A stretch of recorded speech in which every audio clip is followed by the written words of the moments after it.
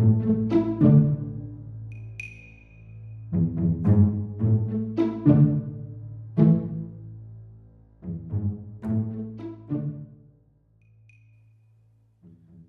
and welcome to my Roll20 Basics tutorial. This is going to be a series, a short series of tutorials that are going to teach you the basics of Roll20 and how to create visually pleasing dungeons for use of Dungeons and Dragons, but also for any game really. In this episode, we're going to look at creating games with interactive character sheets and make player character sheets. In later episodes, I'll look at creating tokens with macros, finding and uploading dungeon tiles to create awesome dungeons with dynamic lighting, and adding monsters with tokens and macros. So, obviously, go to Roll20 and create an account if you haven't already got one. I'm not going to show you how to create an account. Once you're logged in, you'll come to this screen, click on create a new game, and we have to give it a name. So we're going to call this one the Roll20 Basics tutorial. You can see it's already there from my first edit, which didn't work properly. Don't straight away click I'm ready, create a game. It's not a problem if you do, but don't. The optional, choose a character sheet. Go to Sheets by Roll20, D&D 5e by Roll20. That's what we want for this one because we're creating Dungeons and Dragons in this example.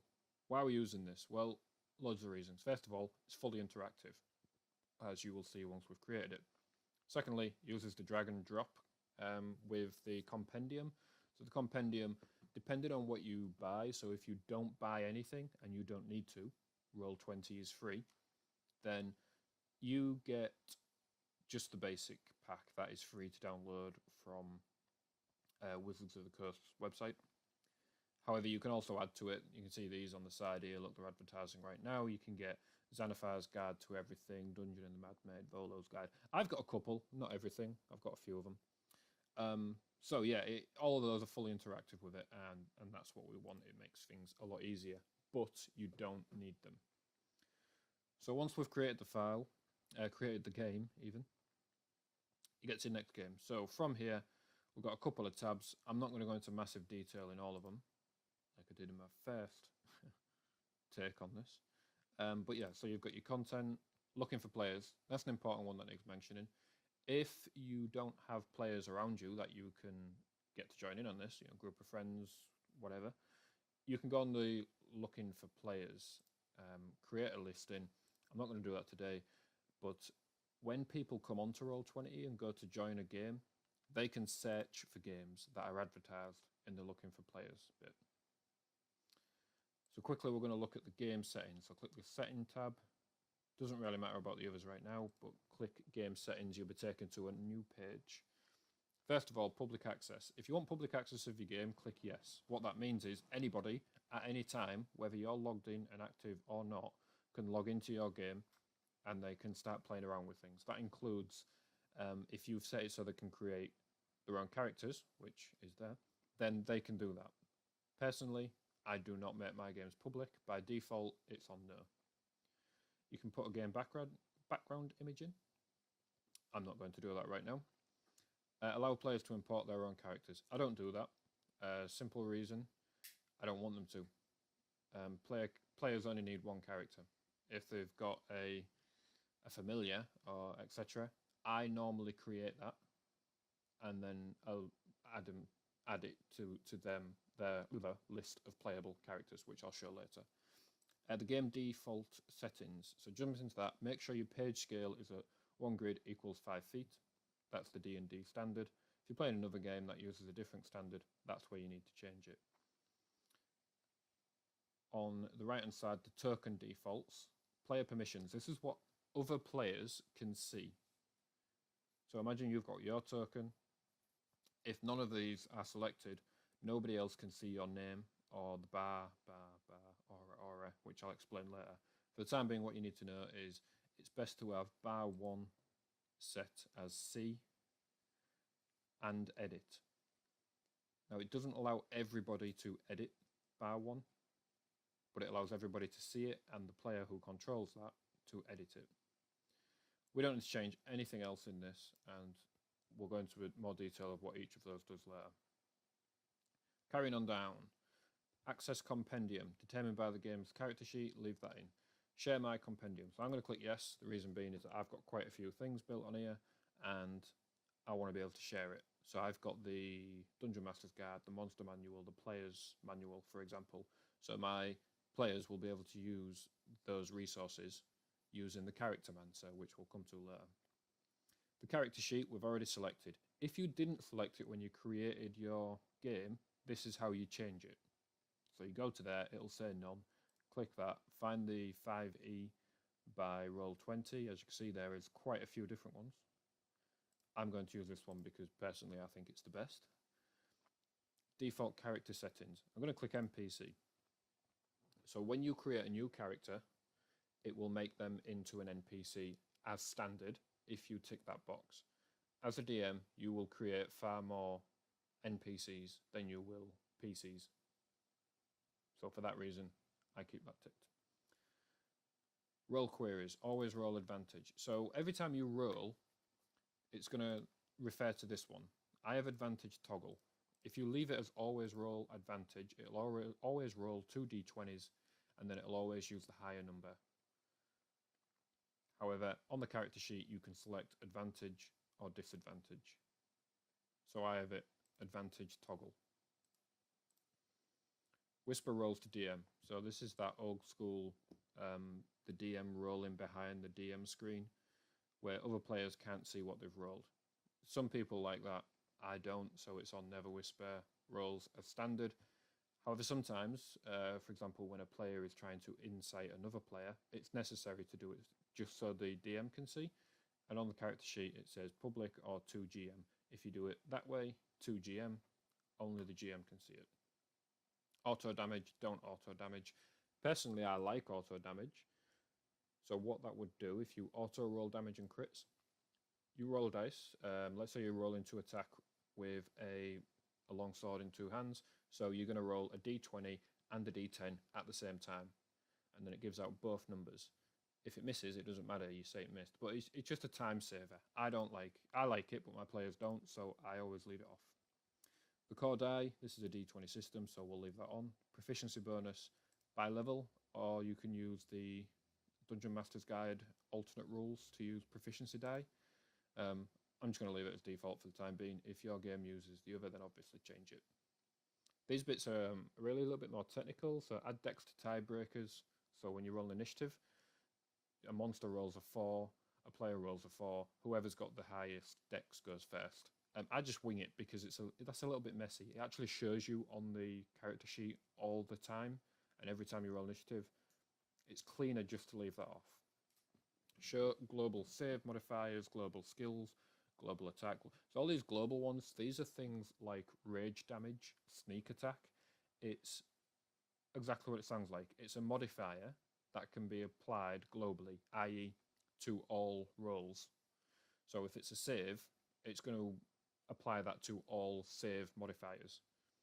I don't like that being on all the time. I like to be able to select it from the character sheet, and I'll show you how to do that. Add character name to templates.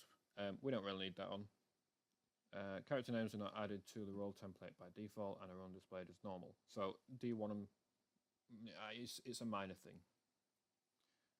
So when somebody, a lot of people use voice chat in a way, but when someone, for example, types into the game chat, I want to look underneath this rock, it will say, you can just type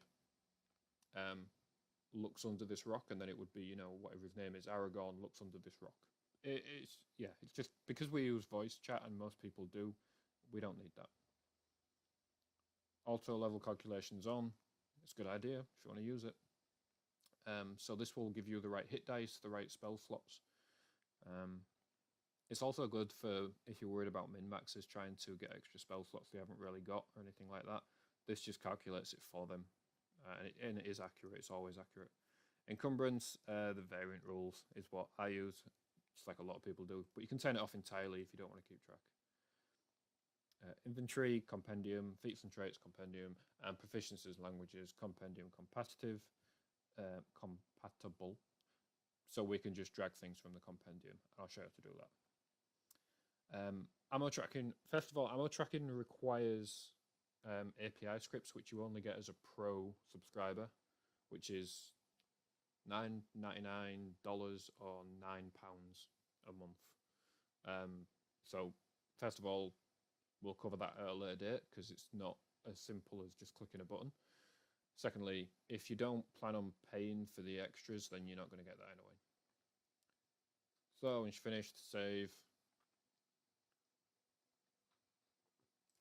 Click on your game title, your game name again, and it takes you back to here. And we're about ready to go. These bits are completely optional. So what we're playing D&D 5e. Oops, that's 4e. Let's try again. D&D 5e. You don't need to do that. That ties into the looking for players. Personally, I like to do it. Enter a description. Again, you don't need to do this. I like to do it because I can have several games at once and it's easy to pick out the one that I want. So I'm going to put this game is used for a YouTube tutorial series on Roll20 Basics. Give that a save. Game add-ons we'll cover later. Recent game discussions. You can have a forum here, and I encourage you to do it. It's good to keep track with, especially players that, if your game doesn't have the same players every week, it's good for players to go in here, even if they just go in and say, today we killed a dragon. It allows other people to look at it and see what's happening. Okay, so launch game.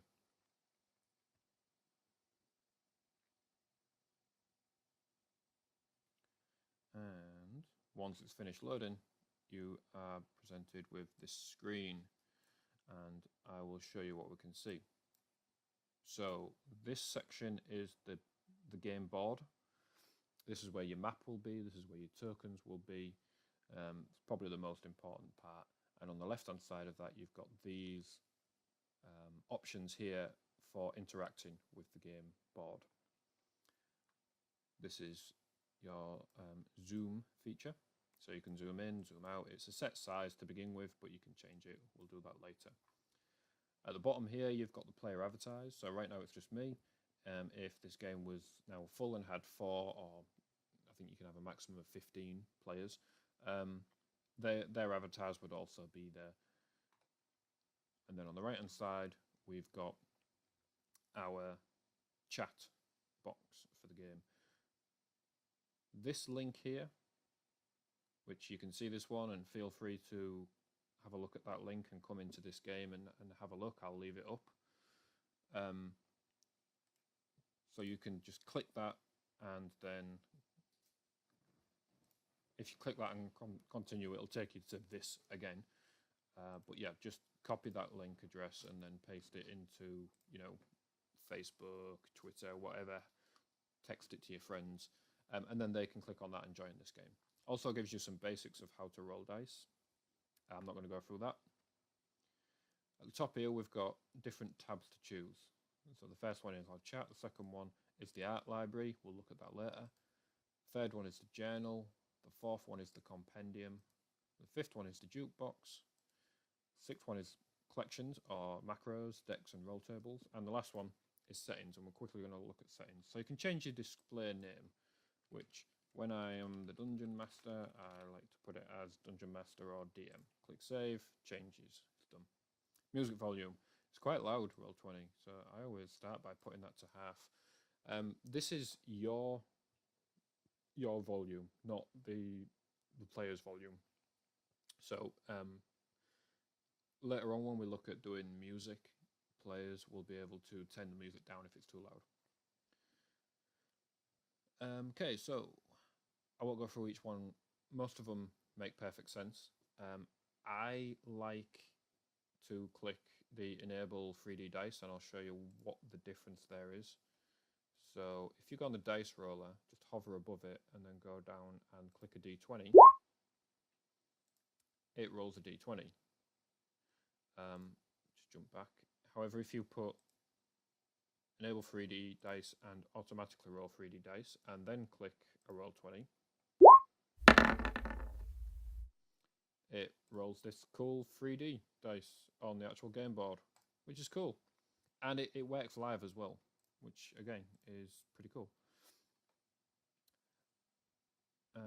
Dropping down, so the tokens, you can change things such as the color. I like to use these bars, which we'll look at when we're making tokens, as health, armor, and temporary health. The video player, this is your avatar down here. These do get in the way, particularly if you've got a large group. So I put it to names only. I leave it at the bottom. I leave it as player controlled, so players can, if they hold the three dots, they can move their avatar around.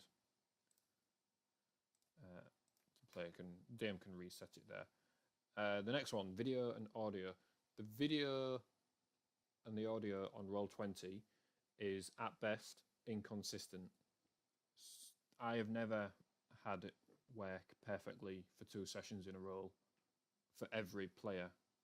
It's always got a problem for at least one of them. For that reason, I turn it off. I don't use it. When you edit this option, it reloads the page.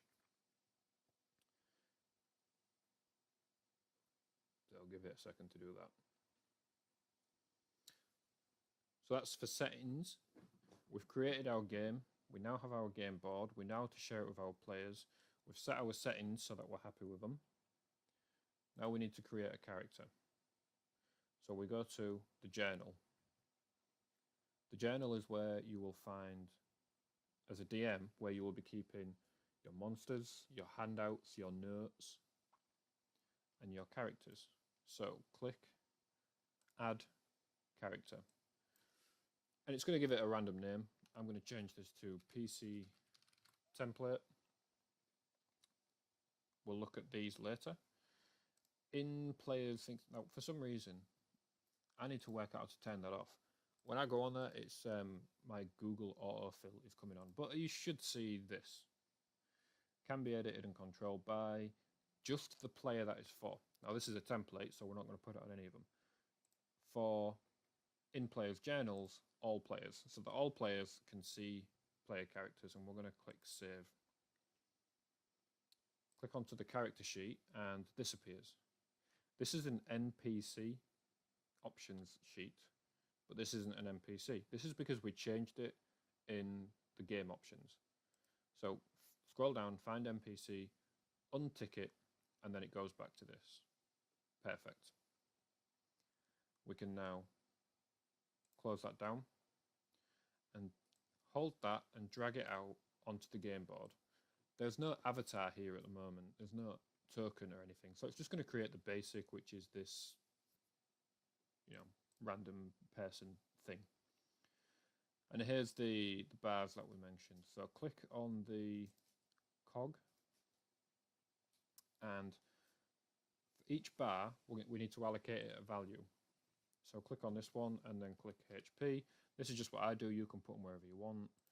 So HP on this one. For the second one, the blue one, I have AC. And for the red one, I go HP _ temp.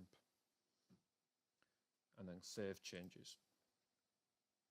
So now it's put this to 10 because apparently this guy has, he has an armor class of 10. Despite not having any dex at all, he already has an armor class. Perfect. Now we're going to click on the character template again, click on edit, and then where it says here of what we should use for this, we're going to click use selected token. And there's a good reason for that, and I'll explain that shortly. Okay, we can now click that again, delete, get rid of it, we don't need it on there. And underneath characters, right click, add subfolder. So this is just a little bit of housekeeping. We're going to create nice folders so that everything is laid out and it's easy to get to. We're going to go on to, we're going to call this templates.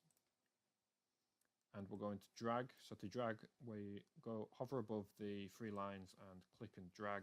and we're going to drag it into the templates folder. Okay, click it once more, click on edit, and we're going to say that we're having 4 players in this game, so I'm going to create it 4 times. Close that down. Close that down. In characters, I'm going to right click again, add subfolder, and I'm going to put player characters. Okay. And then I'm going to drag the first one up, give it a click. Character sheet. You'll see it's exactly the same. Click on edit, and this point you need to decide if you are creating the character sheet for the players, perhaps the new first-time players. I still advise you don't, and I'll explain why shortly.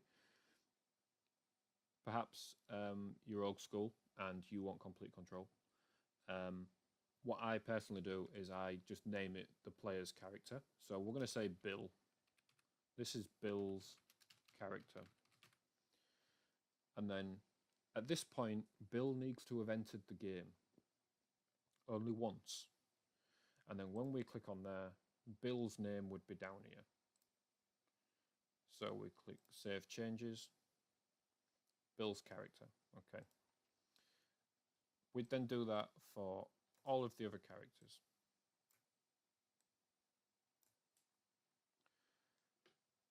So the characters need to have logged in, the players need to have logged in, and when they come on, in here, they won't see handouts, they won't see templates, they will just see Bill's character, along with all the other named characters, I'd like to point out. When they come on, either show them this video or another video that I'm going to do later, which is just for players. Bill needs to go to his character sheet, he needs to click on the cog, he needs to go down, and he needs to click on the launch level 1 character mancer. Says in brackets there, cannot be undone. Bear that in mind for when it comes to leveling up. At that point, it will launch the character creation, which is optional, to populate this character sheet with Bill's character. And we'll look at doing that in the next episode. I hope you found this useful. Any feedback and comments is very welcome. Yeah, look out for the rest of the videos. Bye.